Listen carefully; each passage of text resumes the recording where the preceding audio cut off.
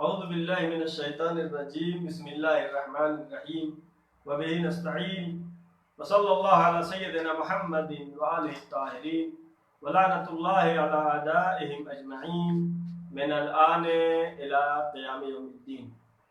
سب سے پہلے آج کے اس دن میں جو کہ عظیم غم کا دن ہے، تمام عالم اسلام کو میں تعزیت کرتا ہوں، اس لیے کہ آج کی تاریخ وہ ہے جس دن جنت البقیع کے مدینے میں روضات اقدس کو آل سعود نے منہدم کر دیا، اور یہ صرف مسلمانوں کے لیے نہیں بلکہ تمام انسانوں کے لیے افسوس کا مقام ہے۔ جنت البقیع وہ مقام ہے کہ جہاں پر اہل بیت رسول کے ساتھ ساتھ ازواج رسول، اصحاب رسول کی قبریں ہیں، لیکن آج سے 94 سال پہلے دین اسلام میں ایک گروہ جو برسر اقتدار اور حکومت آیا، جو منحرف گروہ ہے، اس نے ان روضات کو منہدم کر دیا۔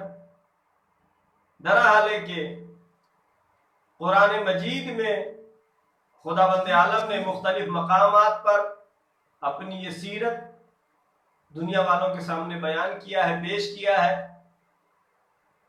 کہ انبیاء اور بزرگان کی یادگار کو باقی رکھنا یہ سنت الہی، جس کی ایک مثال کہ جناب ہاجرہ اور جناب اسماعیل، کہ جب جناب اسماعیل پر پیاس کا غلبہ ہوا اور جناب ہاجرہ پانی کے لیے صفا سے مروہ، جو پہاڑیاں ہیں مروہ سے صفا کے درمیان 7 چکر لگائے، آج بھی خداوند عالم نے حکم کر دیا کہ اس عظیم قربانی کی یادگار منائی جائے۔ معلوم یہ ہوا کہ جو قربانی دینے والے ہیں، جو بزرگان ہیں، جنہوں نے دین کے لیے کام کیا ہے، اللہ یہ بتا رہا ہے کہ قربانی کو باقی رکھنا، زندہ رکھنا، یاد رکھنا، یہ تمام صرف مسلمانوں کی نہیں بلکہ تمام انسانوں کی ذمہ داری ہے۔ آج کے اس دور میں اتنے اسلامی ممالک ہیں جو تمام اصحاب کو ماننے والے ہیں، اہل بیت کو ماننے والے ہیں، لیکن تمام، میں صرف شیعہ کو خطاب نہیں کرنا چاہتا، شیعہ تو ہمیشہ ہی حق کے لیے بولتے رہے، ظلم کے خلاف بولتے رہے، لیکن آج اس دنیا میں جبکہ علم کا دور ہے، انسانوں کی عقلیں ترقی کر چکی ہیں، اس دور میں جبکہ ظلم کے خلاف جو مسلمان نہیں بھی ہیں، یہاں تک کہ اقوام متحدہ میں بھی ایک خاص ادارہ اس کے لیے قائم کیا گیا کہ بزرگوں کی جو آثار قدیمہ ہے، جو پرانی چیزیں ہیں، ان کو باقی رکھنے کے لیے ایک ادارہ قائم کیا، لیکن تمام عالم اسلام خاموش ہے۔ عالم اسلام کو چاہیے کہ تمام اسلامی ممالک کو چاہیے کہ آل سعود کے خلاف اس کے اوپر سوشل بائیکاٹ کرے، اس کے اوپر پابندیاں لگائے، تاکہ یہ حکومت جو کہ جبر کی حکومت ہے، جو کہ ظلم کی حکومت ہے، جس نے مسلمانوں کی ہر طرح سے بے عزتی ہر زمانے میں کی ہے اور کرتا جا رہا ہے، تمام اسلامی ممالک کو چاہیے، تمام مسلمانوں کو چاہیے، تمام مومنین کو چاہیے کہ اس ظلم کے خلاف آواز بلند کریں، اس لیے کہ ظلم کے خلاف بولنا یہ دین اسلام کی دعوت ہے۔ دین اسلام نے اس بات کی طرف بار بار متوجہ کرایا ہے کہ اگر تم انسان ہو تب بھی ظلم کے خلاف بولنا ہے، مسلمان ہو تو بدرجہ اولا ظلم کے خلاف بولنا ہے، اہل بیت اور اصحاب کو ماننے والے ہو تو اور ذمہ داری بڑھ جاتی ہے۔ لہذا ہمارا تمام اسلامی ممالک سے یہ گزارش ہے کہ آل سعود کی اس نازیبہ حرکت جو کہ جنت البقیع کو منہدم کیا، اور اس کو آج بھی تعمیر نہیں کرا رہا ہے، سعودی حکومت پر دباؤ ڈالے تاکہ جلد سے جلد یہ روضہ اقدس جو کہ اسلامی تاریخ میں شعائر اللہ کی حیثیت رکھتا ہے، اس کی جلد سے جلد تعمیر کی جا سکے۔ ہماری دعا ہے کہ پروردگارہ محمد و آل محمد کے صدقے میں جلد سے جلد وہ وقت ہمیں دکھا دے کہ یہ آل سعود کا زوال ہو اور جنت البقیع کا روضہ تعمیر ہو سکے۔ ہماری دعا ہے کہ پروردگارہ ہمارے امام زمانہ کے ظہور میں تعجیل فرما، شہزادی فاطمہ زہرا صلوات اللہ علیہا اور اہل بیت کی جو قبریں ہیں، امام حسن علیہ السلام کے، امام جعفر صادق علیہ السلام، تمام قبور کہ روضات منور جس طریقے سے پہلے تعمیر تھے اس طریقے سے دوبارہ تعمیر ہو سکے۔ والسلام علیکم ورحمۃ اللہ وبرکاتہ۔ آج کا درس جو کہ درس ترجمہ و تفسیر ہمارا مستقل چل رہا ہے، اس درس کا 43واں درس ہے، 43، اور ہم نے ابتدائی سورہ حمد سے شروع کیا ہے اور سورہ بقرہ کی آیت نمبر 93 کا کل ہم نے مطالعہ کیا، اور آج اسی سورہ بقرہ کی آیت نمبر 94 سے آیت نمبر 96 تک ترجمہ و تفسیر مختصر طور پر آپ کی خدمت میں پیش کروں گا۔ اور اس میں بھی حج کا تذکرہ ہوا ہے۔ حج جو ہے شعائر اللہ ہے، جو وہاں پر یادگار ہے جناب ابراہیم اور جناب اسماعیل کی۔ بیت المقدس، جنت البقیع بھی یادگار ہیں رسول کی بیٹی کی۔ لہذا ہم شروع کرتے ہیں آیت نمبر 194۔ الشہر الحرام بالشہر الحرام والحرمات قصاص فمن اعتدى علیکم فاعتدوا علیہ بمثل ما اعتدى علیکم واتقوا ان اللہ مع المتقین۔ الشہر الحرام بالشہر الحرام، یعنی حرمت کا مہینہ والا جو ہے، حرمت کے مہینے کیا مطلب؟ یعنی دین اسلام میں عرب جاہلیت کے زمانے میں بھی یہ 4 مہینے وہ تھے کہ جس میں جنگ حرام تھی، جنگ نہیں لڑتے تھے۔ وہ کفار و مشرکین بھی ان 4 مہینوں کا احترام کرتے تھے۔ ان 4 مہینوں میں کوئی جنگ نہیں ہوتی تھی، اور دین اسلام نے بھی اسی کی تائید کیا۔ اس میں کون سے مہینے؟ ذی قعدہ یعنی قعود مانے بیٹھنا، ذی قعدہ یعنی بیٹھنے کا مہینہ، بیٹھنے والا، یہاں سے شروع ہوتا ہے حرام مہینہ۔ اس مہینے میں جنگ نہیں ہوتی۔ ذی قعدہ، ذی الحجہ، محرم اور ایک ماہ رجب المرجب۔ لیکن کفار و مشرکین نے جب دیکھا کہ اسلام میں اس بات کی تاکید ہو گئی ہے کہ حرام مہینوں میں جنگ نہیں کرنا ہے، تو انہوں نے ظلم کرنا شروع کیا مسلمانوں پر۔ تب اس وقت یہ آیت نازل ہوئی، الشہر الحرام بالشہر الحرام، حرمت والا مہینہ دوسرے حرمت والے مہینے کے برابر ہے۔ یعنی کیا مطلب؟ یعنی جس طریقے سے حرمت کا مہینہ ان کے لیے ہے، اسی طریقے سے حرمت کا مہینہ مسلمانوں کے لیے بھی ہے۔ اب اگر حرمت کے مہینے میں، ان 4 مہینوں میں، 4 مہینے کون کون سے؟ ذی قعدہ، ذی الحجہ اور محرم، یہ 3 مستقل، اور ادھر ماہ رجب المرجب۔ ان 3 مہینوں میں کیا ہے؟ جنگ حرام تھی۔ لیکن انہوں نے کیا دیکھا کہ مسلمان اس میں جنگ کر، کیونکہ حکم قرآن آ گیا تو یہ جنگ نہیں کریں گے، لہذا زیادتی کرنا شروع کیا، حالانکہ ان کے یہاں بھی حرام تھا۔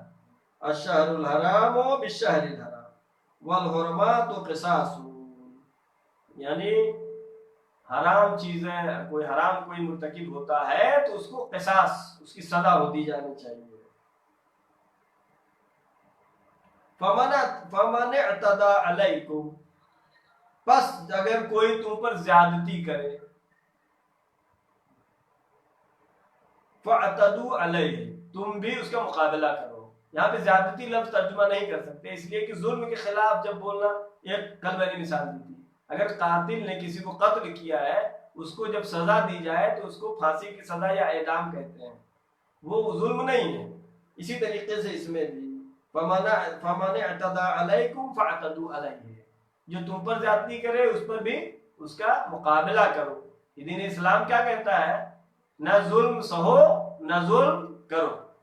فاعتدوا علیہ بمثل، اس پر اسی طریقے سے جوابی کارروائی کرو جیسا اس نے کیا ہے، مثل اسی کی طرح، بمثل ما اعتدى علیکم، جیسے اس نے تم پر زیادتی کی ہے، تم پر ظلم کیا ہے، اس کے مقابلے میں تم بھی مقابلہ کرو اس کا۔ یعنی اگر اس نے، کل میں نے مثال دی تھی، ایک تھپڑ اگر مارا ہے تو اس کو ایک ہی مار سکتے ہیں، اسلام کا دستور ہے یہ۔ واتقوا اللہ، اللہ کا تقوی اختیار کرو، بار بار قرآن یہ کہتا جا رہا ہے۔ ہدف اور مقصد کیا ہے؟ پرہیزگار بن جانا، متقی بن جانا، خوف خدا دل میں آنا۔ وَاعْلَمُوا أَنَّ اللَّهَ مَعَ الْمُتَّقِينَ، جان لو وَاعْلَمُوا یعنی تم جان لو، ان اللہ بے شک اللہ، مع المتقین متقین کے ساتھ ہے۔ لہذا اس آیت نے ہم کو یہ درس دیا کہ دفاع جو ہے، اگر کوئی زیادتی کر رہا ہے تو ظلم و زیادتی کے خلاف اپنا دفاع کرنا واجب اور ضروری ہے، اگرچہ ماہ حرام میں ہی کیوں نہ ہو۔ دے رہے ہیں تو ماہ حرام میں بھی اپنا دفاع واجب و ضروری ہے، بلکہ پچھلی آیت میں ہم نے پڑھا تھا اگر حرم کے اندر بھی، مسجد الحرام میں بھی اگر وہ حملہ کر دیتے ہیں تو اب جان کو بچانے کے لیے وہاں پہ بھی جنگ کرنا ضروری ہے۔ یہ نہیں کہ جو ہے ظلم کو سہنا اسلام میں نہیں، ظلم کے خلاف نہ ظلم کرو نہ ظلم ہونے دو۔ اب آیت نمبر 195، وَأَنفِقُوا فِي سَبِيلِ اللَّهِ وَلَا تُلْقُوا بِأَيْدِيكُمْ إِلَى التَّهْلُكَةِ، وَأَنفِقُوا فِي سَبِيلِ اللَّهِ، اللہ کے راستے میں انفاق کرو، اللہ کی راہ میں خرچ کرو، وَلَا تُلْقُوا بِأَيْدِيكُمْ إِلَى التَّهْلُكَةِ، اور اپنے ہاتھ سے اپنے کو ہلاکت میں نہ ڈالو، وَأَحْسِنُوا نیکی کرو، اپنے سے اپنے کو ہلاکت میں نہ ڈالو۔ آج کے لیے بڑی اچھی مثال ہے، آج کل کورونا کی بیماری پھیلی ہے، وَلَا تُلْقُوا بِأَيْدِيكُمْ إِلَى التَّهْلُكَةِ، اپنے ہاتھ سے اپنی جان کو خطرے میں نہ ڈالو، یعنی باہر نہیں نکلو، باہر کورونا ہے۔ وَلَا تُلْقُوا بِأَيْدِيكُمْ إِلَى التَّهْلُكَةِ، اللہ کیوں کہہ رہا ہے؟ حالانکہ اس لیے کہ انسان کا نفس، انسان کی جان بھی اگر ہے انسان کے پاس جو، وہ بھی اس کی اپنی نہیں ہے، اللہ کی دی ہوئی امانت ہے، اپنی چیز ہو تب بھی اس میں اسراف کرنا غلط ہے۔ لہذا یہ جان جو ہے اللہ نے دیا ہے، لہذا انسان اس میں زیادتی نہیں کر سکتا ہے، اپنی حفاظت ضروری ہے۔ وَلَا تُلْقُوا بِأَيْدِيكُمْ إِلَى التَّهْلُكَةِ، یعنی ایسا نہیں کہ بار بار چھوٹی چھوٹی باتوں میں لڑائی جھگڑا کرنے چلے جاؤ، یہ نہیں کہ اپنے کو خطرے میں ڈالتے رہو۔ ہاں اگر جو ہے جان کا خطرہ ہے، مال کا خطرہ ہے، عزت و آبرو کا خطرہ ہے، بال بچے کے اوپر خطرہ ہے، اور روایتیں یہ بتاتی ہیں کہ اگر اپنی حفاظت میں، اپنے بچوں کی حفاظت میں انسان قتل بھی ہو جاتا ہے تو شہید ہے، لیکن خود سے خطرے میں نہیں ڈالتا۔ لا تلقوا بأيديكم إلى التهلكة وأحسنوا، احسان کرو، ان اللہ يحب المحسنین، اللہ نیکی کرنے والوں کو دوست رکھتا ہے۔ لہذا انسان کو چاہیے کہ نیکی کرے۔ اس آیت کے شروع میں کیا آیا تھا؟ وَأَنفِقُوا فِي سَبِيلِ اللَّهِ، انفقو یعنی انفاق کرو، خرچ کرو، پیسے خرچ کرو، فی سبیل اللہ، اللہ کے راستے میں۔ اللہ کے راستے میں پیسہ خرچ کرنے کی دو صورتیں پیدا ہوتی ہیں۔ ایک تو صورت وہ ہے چونکہ جنگ و جہاد کی بحث چل رہی ہے، لہذا اگر جا کے جنگ لڑ نہیں سکتے ہو تو اگر پیسہ تمہارے پاس ہے تو جو مجاہدین جنگ کر رہے ہیں ان کی مدد کے لیے پیسہ خرچ کرو۔ یا پھر آج غیر جنگ کے زمانے کے لیے بھی ہے کہ وَأَنفِقُوا فِي سَبِيلِ اللَّهِ، اللہ کے راستے میں خرچ کرو، جو مجبور ہے، پریشان حال ہے، ان کو ضرورت ہے، ان کے لیے مدد کا سہارا بننا چاہیے۔ وَلَا تُلْقُوا بِأَيْدِيكُمْ وَأَحْسِنُوا، نیکی کرو، ان اللہ يُحِبُّ الْمُحْسِنِينَ، اللہ جو ہے دوست رکھتا ہے، يُحِبُّ، اللہ محبت کرتا ہے، اللہ چاہتا ہے کہ اس کو محسن یعنی نیکی کرنے والے کو۔ اب آیت نمبر 196، اب حج کے بارے میں ہے، وَأَتِمُّ الْحَجَّ وَالْعُمْرَةَ لِلَّهِ، کہہ رہے حج اور عمرہ کو پورا کرو اللہ کے لیے، یعنی اللہ کے لیے، قربتاً الی اللہ، اللہ کی قربت کے لیے حج اور عمرہ کرو۔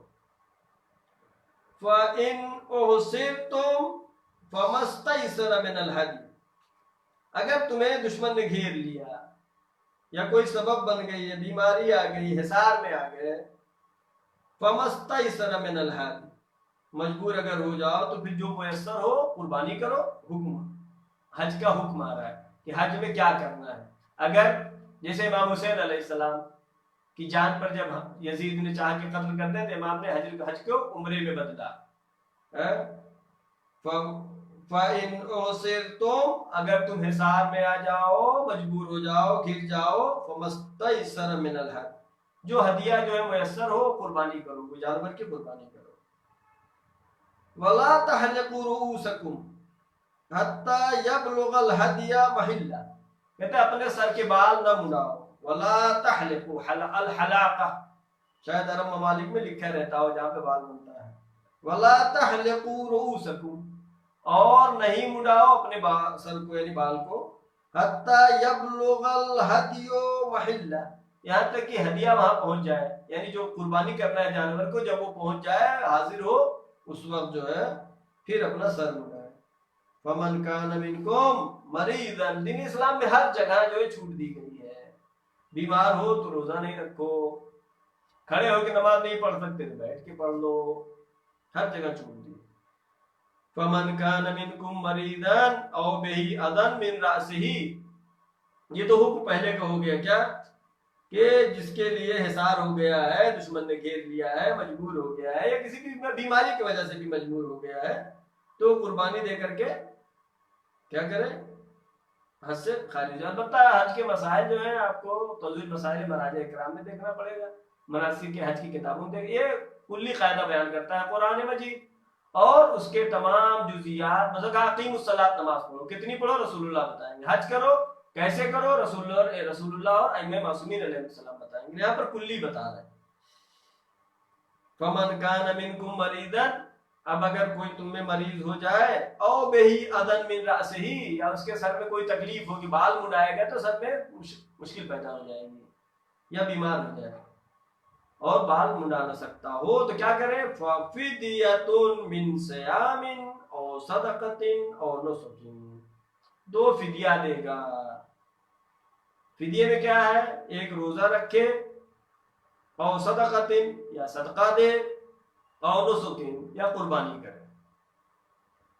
فَإِذَا أَمِنْتُمْ، بس جب تم مطمئن ہو جاؤ یعنی تم ٹھیک ہو گئے، فَمَنْ تَمَتَّعَ بِالْعُمْرَةِ إِلَى الْحَجِّ، تو جو شخص یعنی حج و تمتع کر رہا ہے، حج کی 3 قسمیں ہیں، حج تمتع، حج افراد، حج قران۔ حج تمتع جو ہے ہم لوگوں کے لیے ہے، جو مکے مدینے سے باہر والے ہیں ان کے لیے کیا حج تمتع ہے، ہمارے لیے جو 12 میل فاصلے سے زیادہ والے ہیں ان کے لیے کیا ہے، حج تمتع ہے۔ فَمَن تَمَتَّعَ بِالْعُمْرَةِ إِلَى الْحَجِّ، جو حج تمتع کرے، فَمَا اسْتَيْسَرَ مِنَ الْحَدْيِ، جو قربانی میسر ہو قربانی دے۔ فَمَن لَّمْ يَجِدْ فَصِيَامُ 3 أَيَّامٍ، بال مڈنے کے بارے میں پہلے بات تھی، بال نہیں مڈا سکتے تو اس کے بدلے میں کیا کرنا ہوگا، فدیہ کیا دینا ہوگا، ایک روزہ رکھو یا صدقہ دو یا قربانی۔ اس میں کیا ہے کہ فَمَن تَمَتَّعَ بِالْعُمْرَةِ فَمَا اسْتَيْسَرَ مِنَ الْهَدْيِ، جو ہدیہ نہ دے، قربانی نہ پیش کر سکے، جانور نہ ملے اسے، نہ ہو اس کے پاس، فَمَن لَّمْ يَجِدْ، قربانی دینا اس کے لیے ممکن نہ ہو، فَصِيَامُ 3 أَيَّامٍ، اس کو چاہیے کہ 3 دن روزہ رکھے، فی الحج، حج کے زمانے میں جہاں پہ رہ رہا ہے مکے میں ہی 3 دن روزہ رکھے، وَسَبْعَةٍ إِذَا رَجَعْتُمْ، اور اپنے گھر پہ آنے کے بعد 7 دن روزہ رکھے۔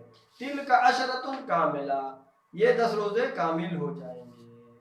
ذَلِكَ ذالک لمن لم یکن اہلہ حاضر المسجد الحرام، یہ ان کے لیے ہے کہ جو اپنے فیملی کے ساتھ نہیں آیا حج کرنے، اکیلے گیا ہو۔ واتقوا اللہ، اللہ کا تقوی اختیار کرو، وَاعْلَمُوا، اور یہ جان لو، ان اللہ شدید العقاب، خداوند عالم بہت سخت عقاب کرنے والا ہے۔ اگر اس کے احکام کی پیروی نہ کی جائے، مخالفت کی جائے، تو اللہ جو ہے سخت عذاب دینے والا ہے۔ اس آیت کے ذیل میں ایک بات یہ ہو گئی کہ حج کو جو ہے بغیر وجہ کے درمیان سے نہیں چھوڑ سکتے ہیں۔ اگر وجہ آ گئی، جیسے کہا فَإِنْ أُحْصِرْتُمْ، اگر محاصرے میں آ گئے بیماری کی وجہ سے یا دشمن نے گھیر لیا ہو، اگر ظالم نے حج کرنے سے روک دیا ہے، تو پھر کیا کرو؟ قربانی کر کے حج سے خارج ہو جاؤ۔ اس کے بعد کیا بات آئی؟ قربانی کے بعد سر منڈانے کی بات، سر منڈانے کی بات آئی کہ اگر اس میں کوئی تکلیف ہے، مریض ہے کوئی، یا اس کے سر میں کوئی تکلیف ہے، قربانی بال نہیں منڈا سکتا ہے، تو کیا کرے گا؟ روزہ رکھے ایک دن، یا صدقہ دے، یا پھر قربانی کرے ایک جانور کا۔ اور تیسری بات آئی تھی جو قربانی کے جانور ہی جس کے پاس نہ ہو، اس کے لیے کیا فدیہ، کیا کرنا ہوگا؟ اسے آ کر کے اس کو 3 دن روزہ رکھنا ہے مکے میں ہی، اور پھر 7 دن گھر پہ آ کر کے۔ لہذا جیسا کہ میں نے پہلے بیان کیا، عبادت کے کلیات جو ہے قرآن مجید نے بیان کیے ہیں۔ لہذا ما آتاکم الرسول آیت ہے، ما آتاکم الرسول فخذوہ وما نہاکم عنہ فانتہوا، جو رسول لائے اسے لے لو، وما نہاکم، اور جسے منع کرے مان جاؤ۔ یعنی مطلب کہنے کی یہ ہے کہ قرآن مجید کلیات احکام کو بتاتا ہے، جزیات جو ہے نبی اکرم اور ان کے جانشین بتائیں گے۔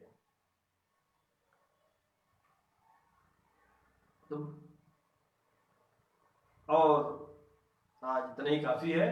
اب ہماری دعا ہے پروردگارہ محمد و آل محمد کے صدقے میں، شہادہ معصومین علیہ السلام کے صدقے میں ہماری اس مختصر سی عبادت کو قبول فرما۔ پروردگارہ محمد و آل محمد کے صدقے میں جو بھی مریض ہے ان کو شفاء کامل و عاجل عطا فرما۔